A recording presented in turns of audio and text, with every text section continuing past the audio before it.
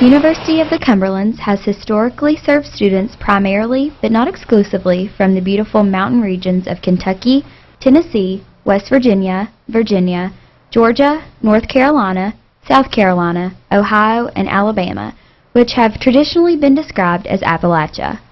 The university's impact can be seen in the achievements of its graduates, who have assumed roles of leadership in this region and throughout the nation. While located in the resort-like area of Appalachia, with emphasis primarily on serving the beautiful mountain area, the university now reaches into every state and around the world through its student body and alumni. But what is hiding behind these beautiful buildings and mountains in this sleepy little town of Williamsburg, Kentucky?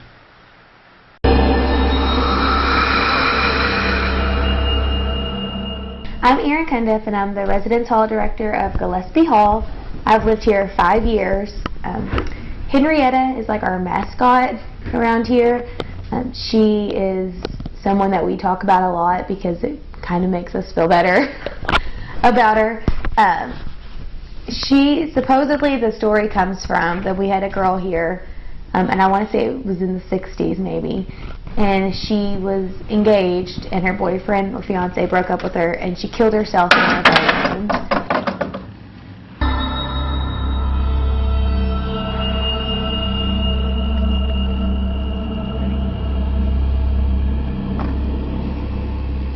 I'm Caitlin Doherty. I lived in room 210 in Gillespie. I'm a sophomore. I'm Bailey. I'm a sophomore, and I lived in Gillespie 210 with Caitlin when we were freshmen. And a lot of really weird things started happening the first week. We got there and we couldn't keep our batteries, like, Our batteries wouldn't anything. stay charged, and our Well, lamps. like our phones and our remote would stay charged, or wouldn't go dead, but No. like our little touch lights went dead. Like just anything battery powered went dead with like the first week, so we didn't deal with it much. And then the TV would turn off and on. Even like we would see the remote sitting in the middle of the floor, and then we would see the TV click on and click off. My name is Corinne Jackson, and I'm a sophomore here. And last year I lived in Gillespie in room 201, and the TVs would turn on and off with no remote. My name is Courtney Fout. I'm a senior here at the University of the Cumberlands. My freshman year I lived in Gillespie 312 right next to the attic. At first I had a roommate, and the first story I can remember is we had a TV but it didn't have a remote to it, like a sleep timer. And so we'd both go to bed thinking that one of us turned off the TV, and come to find out none of us turned off the TV. So the TV would randomly go off. Some of the things that happen more often are if you're in a room on the second floor, the rooms above you on the third floor, you'll think in the middle of the night that the girls are dancing or bouncing a basketball, and we'll go up there to tell them to be quiet, and they're dead asleep or there's no one in the room. And so it just sounds like there's people above you, and that's happened to me several times too. We always heard the noises upstairs. Like yeah. it always sounded like someone was running upstairs, like moving furniture or something. And I remember like the first 2 weeks we were so annoyed. We were like, who is up there? Yeah. Jumping down. So one night we were like, all right, it's time to take them down. So we walked up the stairs and we were like, let's do this, you know.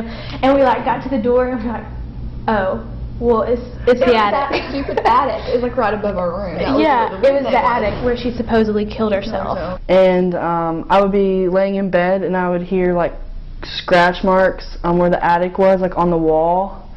It was just like that. And then, which really freaked me out, I would like wake up, never wanted to sleep in my room alone, just like I was like hearing noises. And I wake up to the sound of furniture moving across the ground, like I'm talking scraping across that ground. And it was like 2 in the morning. Both of my roommates were local, so they were home by themselves, and they left me at the dorm, and I heard scratching noises. Some of the other supposed stories is that because she was engaged and she was jilted, she's really bitter. And so girls who have supposedly lived in Gillespie who were engaged would take their engagement rings off at night, put them in the jewelry box, and in the morning they're in the garbage can. Oh yeah. Tell about the ring story. Oh, the ring. This is a weird one. This is the highlight of the year. So my granny gave me her like first wedding ring for Christmas, because she had got a new one. It's like a gold band. It wasn't a big deal. But I would wear it every day, and for my tennis practice, I took it off, and on Bailey's dresser there was a jewelry box with like 4 drawers in it, and every day I opened it and put it in the left-hand corner right here every day, and the next day I woke up and I put the wedding ring back on, and then so on and so forth. Well, one morning as I was going to put the wedding ring on, it wasn't there, and I said, Bailey, did you touch my wedding ring? And she was like, no. And so I was like, it's really not in here. So I freaked out. I tear apart that drawer, take everything out, sit all out. I think freaked out's like an understatement. She was like destroying our room, crying. She was crying. I was like, calling her mom. Call my mom. Debated on how I was gonna like tell my granny I lost her first wedding ring. She's like crying, Bailey. Then I get involved. So I went to the jewelry box and tried to help out, be a good roommate. And then after I kind of like went through all the crap that you destroyed, then I went back to the jewelry box. And then that's when I opened it, and the ring was sitting like right there in the middle of everything. It was like all the stuff was scooted over, and the ring was sitting right there. There are other weird things that have happened. Like, you'll be in your, this happened to me a lot. When I lived in room 209, my closet door would open and shut by itself. And I'd be just sitting at my desk and it would open and shut. The wardrobe in our room, the door will sometimes open and stay open for a little while and then just shut back on its own. My closet was like right close to my bunk bed, like catty corner like that. And stuff would fall out of my closet. And just to give you an idea, there's only like a few things on the top shelf that I never use, and it would come flying and hit the door like really loud. When I was an RA 3 years ago, I got done working one night and it was 2 o'clock in the morning, and I'd closed the office and locked the front door, and I went to the bathroom on the way to my room. And as I was in the bathroom, I heard someone say Aaron.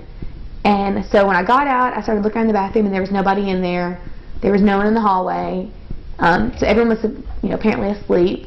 And first it happened to me, and I didn't say much to Caitlin about it because I didn't want to ag it on or anything. But I was in the bathroom, and I was facing the mirrors. And the way the bathroom is there's like on the right side there's mirrors and sinks, and on the left side there's like stalls. There's like 4 or 5. Yeah, I don't know.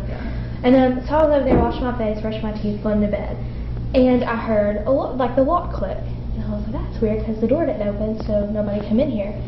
And then I heard another lock click, and then another lock click, and then another lock click, and all the doors were like clicking, and I was terrified. And then they went back. It was like they locked, and then they unlocked, and that happened maybe once or twice. And then finally I told Caitlin about it because I was really freaked out, and then she told me that. Yeah, it was really late, and I knew I was the only one who had to come in, and you could hear the door open to come into the bathroom.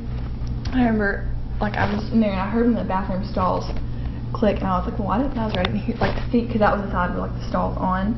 And I didn't see anyone, like, walk through, you could, I don't know, you guys were in there, like, you could tell if someone walked in the bathroom in the showers. And, also there's, like, a draft every time. Like, you want to walk in the curtain. And there was, when I got out of the shower, no one was in there, but I was like, well, that was really weird, but. And I'm not really sure that I believe in ghosts, but I do know the weird things that happen in Gillespie, and some of them I don't have explanations for. A friend of mine lived across the hall, and I just pretty much roomed with her because I was totally freaked out and never wanted to stay in my room because it was haunted. Like all that weird stuff kept happening, and I kind of started like not getting like into it because I was just like really skeptical, but just kind of researching it and like looking around at stuff. And I just kind of talked to people in my church that like told me stuff. And I just felt like in our room, it sounds so stupid to explain, but like I just felt, especially if I was in there alone, I stayed there alone a couple of times, well maybe like once. I still went once and I went crazy. It was probably the worst experience. No, it like really was, like I couldn't stand it. Maybe oppressed. The story of Henrietta is told to every incoming freshman the day of arrival. Every flyer is still slid under her door, and she still receives a name tag like all the other residents.